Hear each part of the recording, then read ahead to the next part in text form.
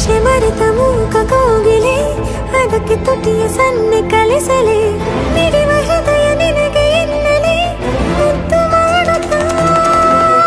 ಕನಸುಗಳಿಗೂ ಕಣ್ಣು ತೆರೆಯಲೇ ಬೆಳಕಿಗೊಂದು ಬಣ್ಣ ಬಳಿಯಲೇ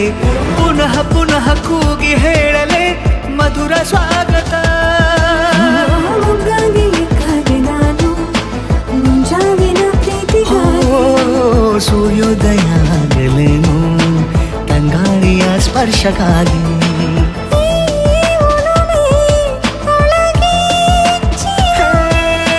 ಭಾನುಭೂಮಿ ಹೇಳುವಾಗ ಒಲವನು ನಾನು ಮಾತ್ರ ಮೂಕನಾಗಿ ಉಳಿದೆನು.